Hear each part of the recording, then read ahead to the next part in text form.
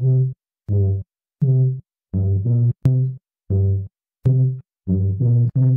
gabbing with Greenwood. Greenwood Gab. Welcome back to Greenwood Gab. I'm Natalie. And I'm Sarah. Today we're back with another fun episode that's just the two of us. Yay, us talking. So much fun. Yeah, we hope you enjoyed the last couple episodes where we interviewed some of our colleagues, but like I said, it's just us today. Because we know that's what you really want. Yeah. More Sarah and Natalie. Yes.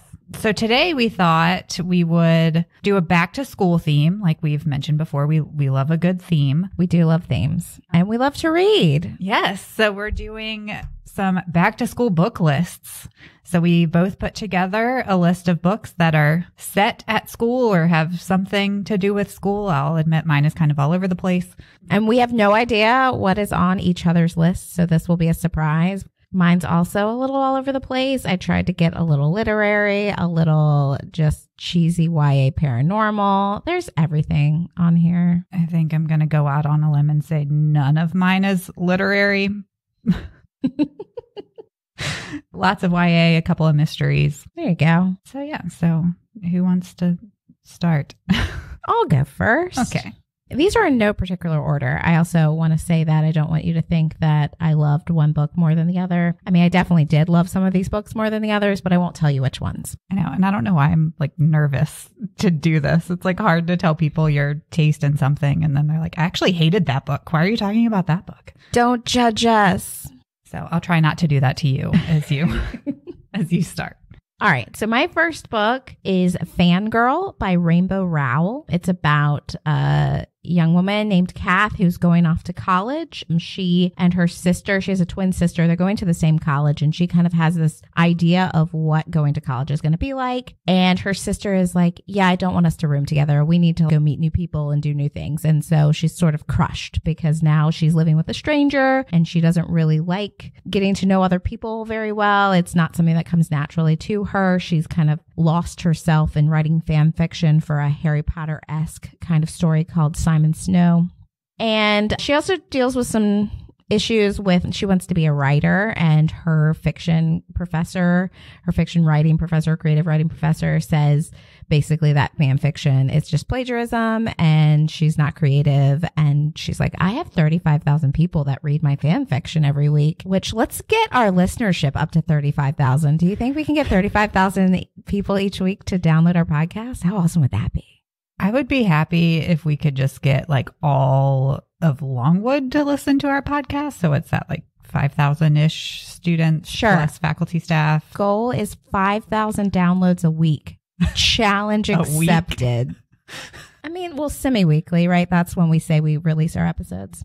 Anyway, so it's a fun book, but it's also deals with a lot of more serious issues, especially for, you know, maybe if you're a new freshman kind of coming to campus and finding your place. I think Fangirl has a lot to talk about, kind of how that you make that transition into adulthood. Fangirl has been on my list for a long time, but I'll admit I haven't read it yet. So my first book is a YA book.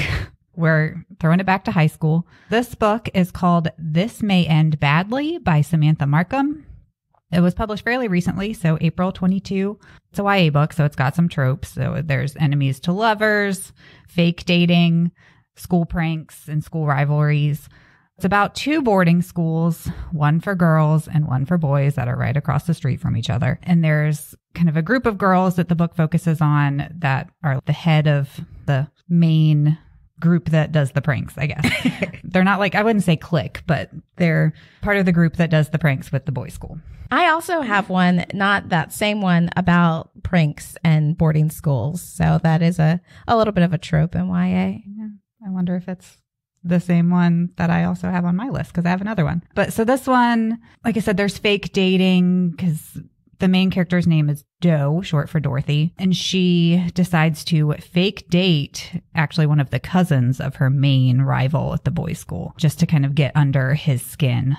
But then, of course, like all YA books, they for real fall in love while they're fake dating. Not just YA. That's just contemporary romance in general. And that's not a spoiler. I think it's pretty it's predictable. Yeah, never fake date someone. You will fall in love. That's what I've learned from every Hallmark movie, adult romance novel. I mean, that's just eventual. But there's also a big focus in this book about friendship. So it's a really character-driven book with some fun pranks mixed in. So yeah, without giving too much away. And obviously I can't really remember all of it, but I did really like it. I remember liking it. I've actually read it twice, so I should remember more of this, but it's hard to talk about it without spoilers.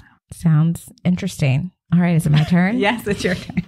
My second book on my list is called Vampire Academy. It definitely falls squarely in the cheesy paranormal category, but it's a lot of fun. It has at its center this school, the St. Vladimir's Academy, which is located in rural Montana, because that is where all the cool vampires hang out, in rural Montana. And it focuses on a vampire named Lissa Dragomir. She is a Moroi princess. So there are two types of vampires in this world. There are the Morois, who are vampires. They do have to drink blood, but they are alive. They're human-esque in that they die and live like natural lives and age and all of that. But then there are Strigoi, who are these evil vampires, and they are immortal in the traditional sense of what we think of as vampires. Lissa is with her best friend, Rose Hathaway, who is a half human, half vampire, which is a special classification in this world called a Dhampir. And Dhampir's jobs are to protect the Moroi from the Strigoi. This is getting very complicated. There's a lot of world building in this one. So Lissa and Rose have been on the lam for a couple of years following the death of Lissa's family was all murdered, and so they run away. They get caught and sent back to St. Vladimir's, and you get to kind of see them in their classes. There's a hot teacher. Interesting. That's another one that has always been on my list, but I never got around to reading. It does remind me of a missed opportunity on my list, though. I did not include the Morganville Vampire series. I don't know if you've heard of that one. I haven't read that one. I've heard of it, but I haven't read it. But that one is set in Texas, because where else would vampires be other than, what did you say, Montana? Montana. And Texas. And Texas. And, of course, Forks, Washington. Yes. And I mean, I guess they're all fictional. We can't judge where they're from. Vampires can live anywhere. Yeah. Don't hate on vampire living locations. On the same line of fantasy, my next book, not about vampires, is called Wilder Girls by Rory Power. It's kind of funny now because this book is about, well, it's about a disease. I don't know if I would call it a pandemic. Let's avoid that word. But so this is, again, it's about a boarding school of all girls, and they have a disease called the tox that actually deforms them. So they have like different malformations. They have like stuff growing on their skin sometimes. All of the teachers were killed immediately. So now the girls are just kind of left to fend for themselves. And then one of the girls goes missing is the basic premise. And those are all of my notes on this book. Yeah. So it also, you know, it's horror, but it has some LGBTQ plus themes. So there are kind of love stories between some of the deformed girls, but they weren't always deformed. They were at the boarding school together before the talks happened. Well, and so, yeah. Are they deformities or are they just new expressions of their physical bodies? I mean, since these same symptoms killed all the teachers, I think we can go ahead and call them deformities. You can still find love even when your body has changed. And they do. You know, it has some heartfelt themes as well. And now I have that Rihanna song stuck in my head.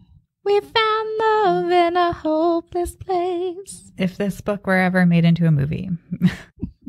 Then we'd have a dance scene and we'd have some Rihanna and Calvin Harris throbbing bass. Just you want to get out on the dance floor and forget everything.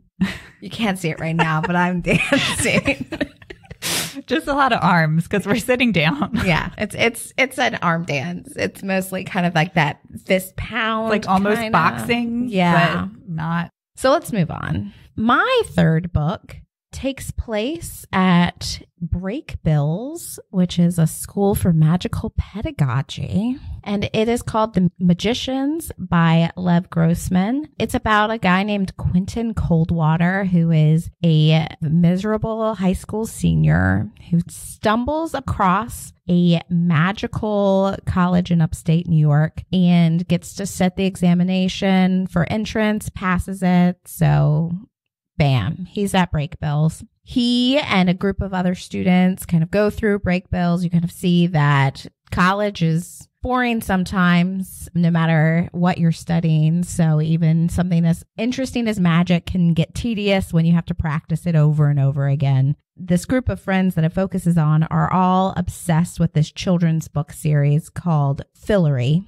And Fillory is very much like Narnia. And it's about these kids who stumble into this magical world and become kings and queens of this magical world. And all this crazy stuff happens, just like in Narnia. And this group of friends finds Fillory and finds out that maybe Fillory is not quite as magical and well, it is as magical, but not in that kind of beautiful children's fantasy sort of way, more in like the anarchy, evil is scary, lots of crazy stuff happening kind of way. So imagine Harry Potter and the Chronicles of Narnia mashing together in a world where it gets really darn scary. And so it's a little more serious, but it has in its backbone kind of that Harry Potter Chronicles of Narnia feel, just a little more grown up. Just a little more trauma. Yes, a lot more trauma. A lot more trauma.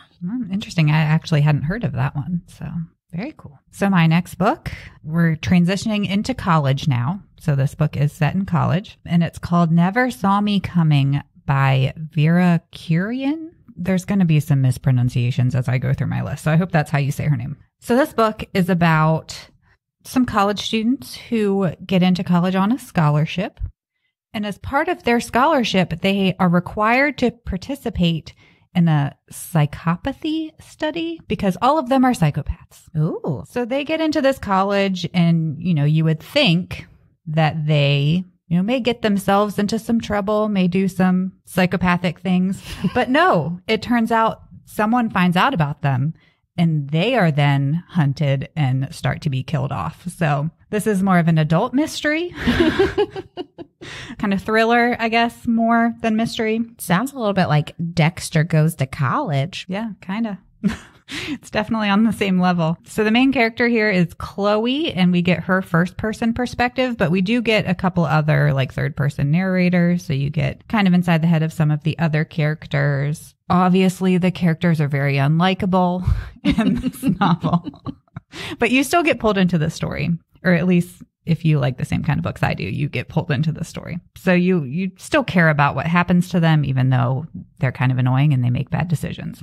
So yeah, some killer students in college. I don't think Longwood has a program like that. Just throwing that out there. Yeah, if you are a psychopath, don't come to the library. That's the one type of student we don't want here. I guess I'll move into a book that has both college and high school themes in it. It focuses on a young woman named Blue, who is in her final year of high school, and her dad is a college professor, and he has kind of been on this kick of doing visiting professorships where he just goes and teaches for one semester and then they move and he teaches somewhere else for the next semester. And she convinces him for her senior year to stay in the same town for the whole school year so that she can go her senior year in one place. She goes to this elite high school called St. Galway. She quickly joins this group, the Blue Bloods, and their leader is this film studies teacher, Hannah Schneider. You just kind of want to hang out with her. She seems like way too cool to be a teacher at this high school. And one night, this group of students, the Blue Bloods, see a mysterious drowning happen. So all of a sudden it goes from this coming of age, pranky, fun high school book into a murder mystery. They're trying to figure out exactly what happened. Everyone's got hidden secrets. And a fun thing is the book is structured sort of like a college literature syllabus. So it kind of has that tie into school, both in its structure as well as in the content of the book. I don't think I said the name of that book. It's called Special Topics in Calamity Physics, and it's by Marisha Pessl. I believe that's how you pronounce her name. We'll add that to the list of maybe not pronounced correctly. Yeah, the sad thing is, I was like, I don't think she said the title of that book, but we've already established I don't listen when you talk. It's true. So. It's between Brock Hall and the library. But at least I was right that time. I was trying to pay attention because that book does sound interesting. Okay, so my next book is by author Rachel Lynn Solomon, and it's called See You Yesterday. It may have been appropriate to use another book by this same author. It's not set in school, though, but it is about a podcast. Oh. It's called The X Talk.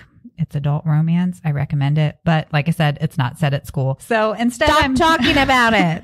Instead, I'm talking about See You Yesterday. So this one kind of skirts the line, I think, between YA and new adult. It is another book about college, and it's a romance, but it's kind of got a paranormal kind of aspect to it. So it's Barrett's first day of college. She's having a rough day. She finds out that her high school nemesis is now her roommate in college. So Barrett's having a bad day. She goes to her physics class, and this guy kind of calls her out for not doing the reading or something. He calls her out in class. And then she wakes up the next morning hoping to have a better day and realizes it's the same day all over again. Where's Bill Murray when you need him? Yeah.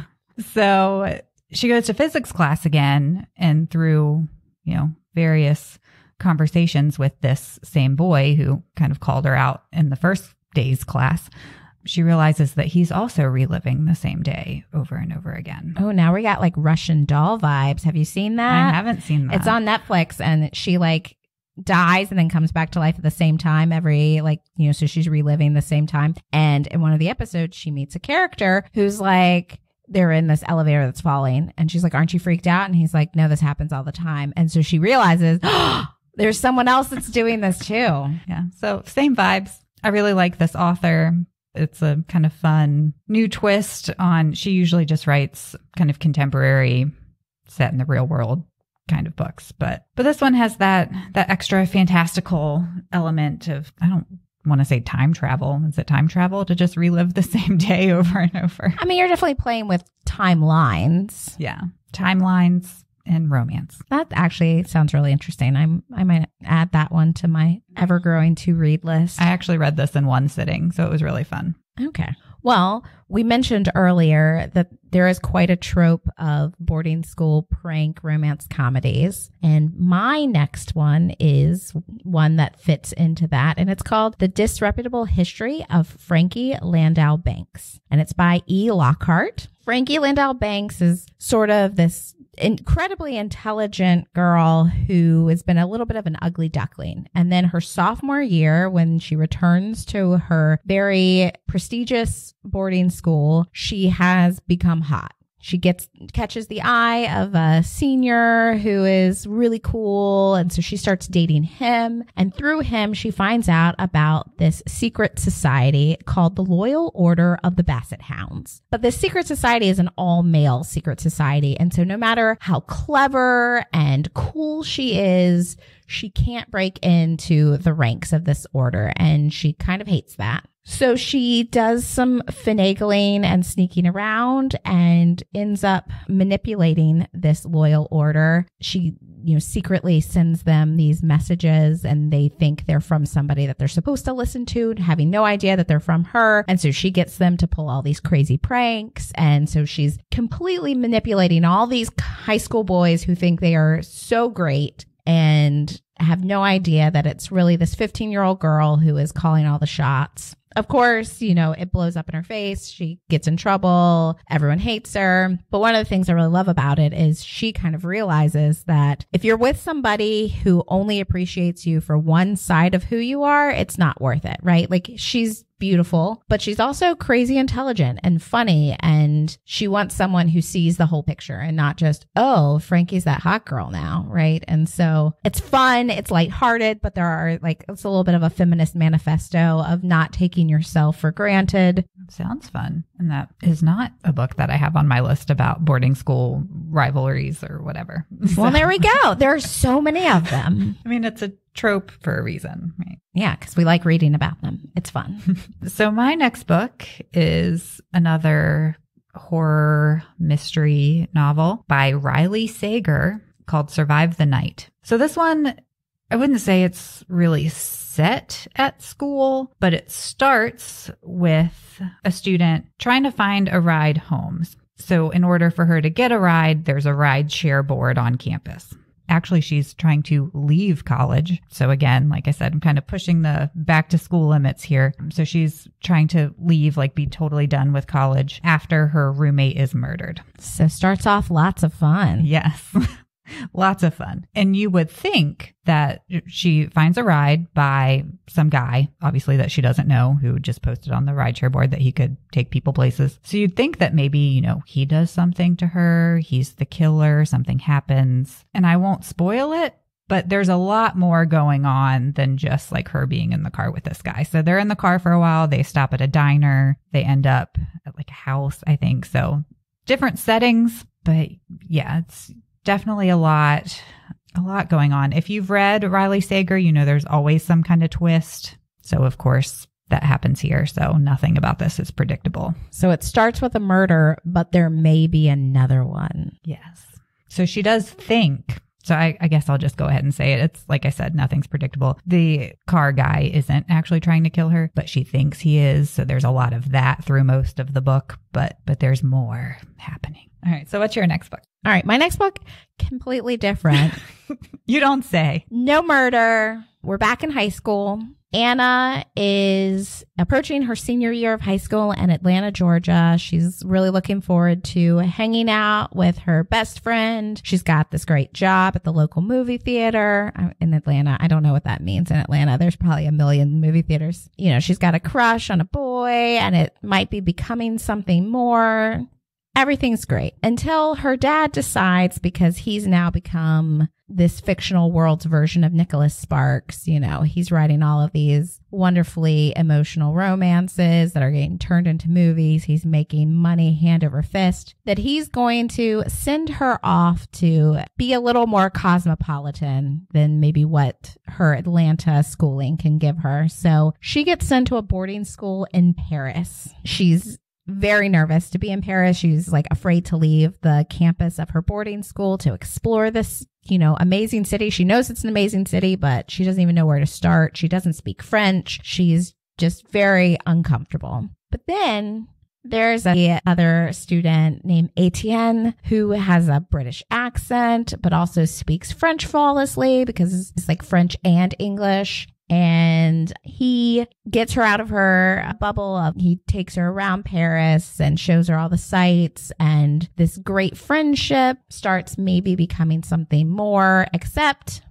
he has a girlfriend at the local university. So she's already graduated from the high school, but they're still together because she's in Paris. So what happens when this guy you've become best friends with is also a guy you want to date, but he's unavailable? That's what you find out in Anna and the French Kiss by Stephanie Perkins. I've heard of that one and I've heard good things, but again, I haven't read it. So we didn't really do this on purpose. I know. I did a little bit. There are a couple of books I know that you have read, so I didn't intentionally put them on my list, but we don't talk about every single book either one of us has ever read. So, you know, I didn't put something like Harry Potter on here because, right, everyone's read Harry Potter. But I'm glad we haven't had any overlap yet. Well, I'm going to go ahead and break that then. Because I think I knew that you had read this, but forgot. And then we were talking before we started recording that we both have actually read this book. And it's another boarding school rivalry YA novel. So this one is Jellicoe Road by Melina Marchetta, published all the way back in 2006, throwing it way back here. And I think I read it maybe 2010-ish. So it's been a while. I do remember I really liked it. So it's about a girl named Taylor Markham who is abandoned by her mother. She now goes to this boarding school, which at times she's run away from, and she gets brought back by this mysterious stranger. And then, so like I said, there's this school rivalry. And of course, there's a romance blooming between her and one of the boys from the other school, which is like a military kind of academy. All the Goodreads description says it's a cadet. So he's one of the cadets. So yeah, and it kind of has some, again, timeline switching, but you kind of get like a backstory in some chapters, and then it switches back to the present with Taylor and her rivalry crush person. And that is pretty much what I remember about Jellicoe Road. I feel like you remember a touch more than I do. I also remember, I definitely read that book and I loved it. I remember loving it, thinking it was really well done, but I don't have much recollection of what the plot really was about. So recommend, but not sure why. Yeah. And in looking up Goodreads reviews for this one, they're kind of all over the place. Like some people find it's not really, is it timeline switching? Is that the word I'm looking for? But like, past and present. Yeah, it's like flashbacks. Yeah, flashbacks. I think that's the word I was looking for. Thank you. They find like the flashbacks confusing because it's really not, like there's no preface to when they happen. You just are like, oh, we're back with these characters. So like some reviewers didn't like that, but I remember really liking it. So highly recommend. Yeah. And actually that author, I've read other books by her and I really appreciate the way that she writes YA. She writes really fully realized characters that seem like what at least I remember of my teenage existence. A little messy, a little maybe immature at times, but mostly kind of earnest. And yeah. So she does a great job of kind of capturing that at least teenage female voice. So my next one is way in a different direction than what we've talked about so far. It's a book called Etiquette and Espionage by Gail Carriger. It's about a girl named Sophronia because, this is Victorian England, and she is not very good at being a young lady. And her mother decides to send her off to a boarding school to learn how to curtsy properly and all of those kinds of things. She's dreading going to this boarding school until she realizes that the boarding school she's being sent to, Mademoiselle Geraldine's Finishing Academy for Young Ladies of Quality, is actually a school where you learn how to become an assassin and spy. They do still have to learn their manners because they have to, as a spy, you have to fit in with your society. So she does have to learn how to curtsy. And the part that she really loves the most is, of course, the spy games, the sneaking around, learning how to do all this fun stuff to potentially become a master spy assassin one day. And it is a steampunk world. So the school is actually on this interconnected set of dirigibles. So it's like floating in the air. And it's interesting too, because like Sophronia likes to sneak around and go into restricted areas of the school because that's what she does. And so she sneaks down into the room where you have the sooties. Those are the boys that are, putting the coal in the fires to keep the dirigibles afloat. So you do kind of hit on some of those Victorian class structures that still exist in this world, even with all the crazy mechanical inventions and that sort of thing. So it's a fun one. It's a series, but the first one is Etiquette and Espionage. God, I love a book about dirigibles. I don't know a segue into this one because we're back in the real world in my next novel. Okay. And I actually wrote a review for this one, so I'm just going to read from my review for part of it. Teddy Crutcher just wants what's best for his students. He tries to tone down their arrogance and teach them lessons. And when his colleagues are overeager and too upbeat, he also takes them down a peg or two by spiking their coffee. When the wrong person drinks the coffee, though, and a parent ends up dead, a chain of events is unlocked that names Belmont Academy Homicide High instead. So this book is called For Your Own Good by Samantha Downing. We obviously get the teacher's perspective in this one. We do get some students. It kind of switches perspective sometimes, but the main teacher, Teddy Crutcher, ends up basically killing a parent. After he spiked the coffee at this event because he wanted to kill like a super happy, annoyingly happy other teacher. But instead a parent drinks it and it reacts badly to whatever is in their system. And yeah,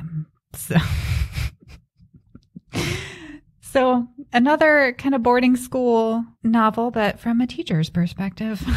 What's the mystery and murder at it? Perspective. No teachers or parents were harmed in the making of this book. My next book is a middle grade novel, and it does have a relationship between a teacher and a student as kind of the center of the narrative. So my next book is The Wednesday Wars by Gary D. Schmidt. And it's about a boy, a 7th grader named Holling Hood. And on Wednesday afternoons at his school, everyone in his class is either Jewish or Catholic. And on Wednesday afternoons, all the Jewish kids go to Hebrew school and all the Catholic kids go to catechism. And he's left at the school by himself because he's a Presbyterian. And he's stuck with this teacher, Mrs. Baker, who he's sure doesn't like him.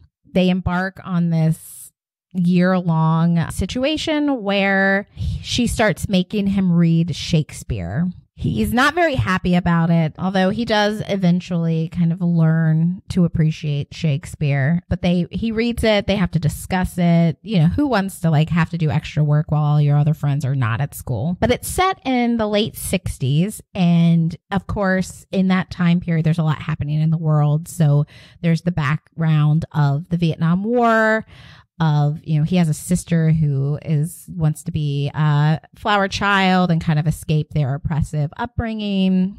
There's a lot happening. It's a fun kind of coming of age novel about this boy finding out. Let's see. One of the reviews I found said it like this, and I liked it. Where is it? The author knits together the story's themes, the cultural uproar of the 60s, the internal uproar of early adolescence, and the timeless wisdom of Shakespeare's words. Yeah, when you first said that title, I really thought I had read it. But then as you started describing it, I realized I had not. But it does sound interesting. So my next book is kind of a hard one. I really just have like one line of a synopsis for you. It's called This Is Where It Ends by Marieke Nijkamp, maybe? This book is about a school shooting. No. So all the students are in an auditorium and a student comes in with a gun. So this was published in January 2016. I read it around that time, I guess, and read it in one sitting. And I mean, that's pretty much it. It switches perspectives between some different groups of students. Like some of them get out of the auditorium. So you like see what's happening at different parts of the school. Reviewers of this one either love it or hate it. Like it doesn't have a lot of middle ground. So yeah, that's pretty much This Is Where It Ends. Interesting. Rochelle Mead is the author of the Vampire Academy series. All right. Well, my next one is Looking for Alaska by John Green, which is, I think, become kind of a standard boarding school sort of book. I know college professors who have taught literature classes about boarding school literature who have, you know, it's like a separate piece, and Looking for Alaska, and, you know, these kind of, it's become kind of one of those books that people think of. I will be honest, I read this 12 plus years ago, and I don't, like, I know kind of general swaths of what happens, but I don't remember really the nuance of it. It's about a guy, Miles, nicknamed Pudge. It's irony because he's skinny, so they call him Pudge, even though he's like super skinny. And he wants to get out of his boring life in Florida, so he goes to a boarding school, Culver Creek boarding school in Birmingham, Alabama. And there he meets his roommate, Chip, who is a scholarship student there, and Chip's friends, including Alaska, who is this sort of enigmatic, coolest girl ever. She's like super emotional, but she, you know, just exposes him to thinking about things in such different ways. And of course, that ends badly. And it's sort of told in these before and after segments where you're kind of grappling with this ambiguous what exactly happened to Alaska. Yeah, that's about what I remember. And that is with help from online websites telling me some more stuff. So speaking of things that are hard to remember, my next book I also read a really long time ago, and it's also by an author whose name is hard to pronounce. So I'm going to try my best again. So this one is called Confessions by Kane Minato, maybe? Originally published in 2008 and then translated into English in 2014.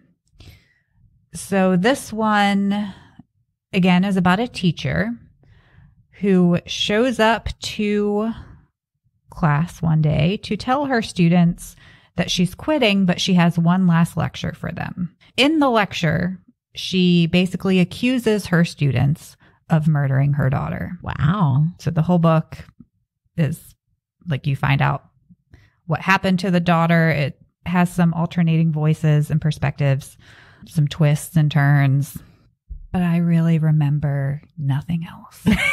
I don't remember what actually happened to the daughter. I don't remember if you find out one of the students really did it. So spoiler-free review because I really don't remember. I remember really liking it, but just like with Jellicoe Road, I don't remember why. I mean, it's got that mystery going for it, which seems to be a theme in my list. So there's that. All right. So this is my final, number 10. This one is a little bit of a stretch.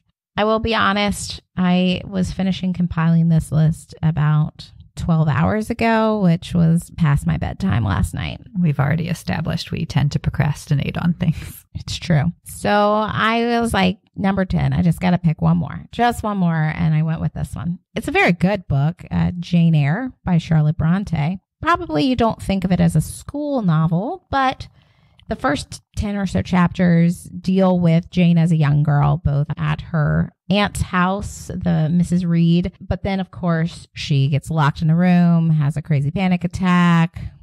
You know, apothecary comes to visit and is like, maybe we should get this girl out of this house. And so she gets sent off to the Lowood Institution, which is a charity school for orphaned and destitute young girls. And it's not a happy place, Lowood Institution. At one point, there is a typhus epidemic happening. People are dying left and right. It's cold. They don't get a lot of food. The food they do get is often kind of rancid or not really fit for eating. And they're also very strict. The Lowood Institution time of Jane Eyre is a very depressing time. I mean, most of Jane Eyre is a very depressing time. But there's that glimmer of romance with an older blind man at the end. He's blind. He's not blind in the beginning. Spoilers. It's a book that was published in the 1800s. If you don't know what happens, that's your own fault. Anyway, so she, of course, stays at Lowood Institution because as miserable as it is, at least it's not with Mrs. Reed. And she does make a friend there, Helen, who dies. But Mr. Brocklehurst does get caught, kind of the fact that he's funneling money away from the school. So they're like, it's a charity school. So wealthy people give money to the school so that, you know, we can uplift these poor destitute girls. But he's been, you know, buying his wife furs and things like that and giving the school absolutely nothing. And she stays there and even becomes a teacher there for a couple of years until, of course, she advertises to become a governess, which kind of kickstarts what we think of when we think of Jane Eyre. But those first 10 chapters, we got time in school. So I'm counting it. Thank you for teaching me Jane Eyre. I was supposed to have read that book for my women's literature class in college.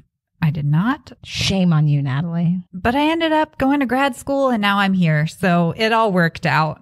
I'm not condoning this at all, but I would have done something like maybe listen to this podcast to get the synopsis of the book so I could take the test. But that's who I was as a student. Well, also, don't take my synopsis because that's basically just the first 10 chapters. There's a whole other part of the book that happens. Anyway, I wanted to end on a high note, kind of a cutesy, fun book. So my last book is a YA novel, YA romance novel about Twitter. Ooh. It's called Tweet Cute by Emma Lord.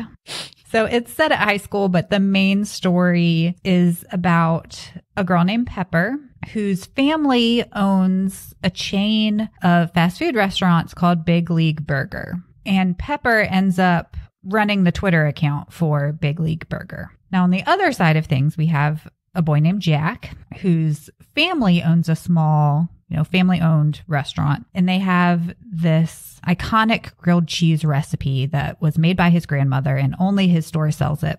Well, through Twitter, he finds out that Big League Burger is now going to have a grilled cheese. And it's his grandmother's recipe. He also runs the Twitter account for his family's restaurant. Unbeknownst to them, they know each other at school, but they don't realize that they are running the prospective Twitter accounts for their family's businesses. So while they know each other at school, they're both on the swim team. They kind of talk to each other because she's on the swim team. He's on the diving team. I'm sure that matters to some people. And they're both captains, so they have to interact at school. But on Twitter, they're having this Twitter war about how he's accusing her of stealing this recipe, and she's, saying bad things about this small family-owned business. And, through it all, of course, they fall in love and realize that they are the Twitter accounts. So lots of things ensue. It's a fun read.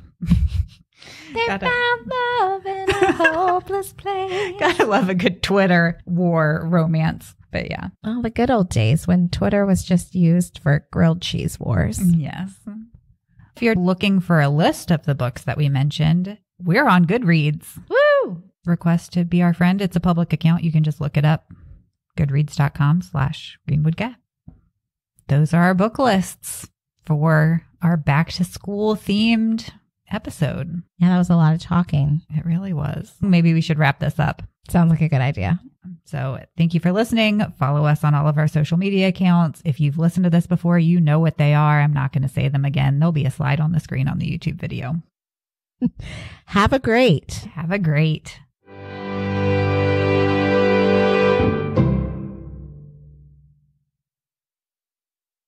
So it's a good thing you didn't get murdered. I didn't get murdered.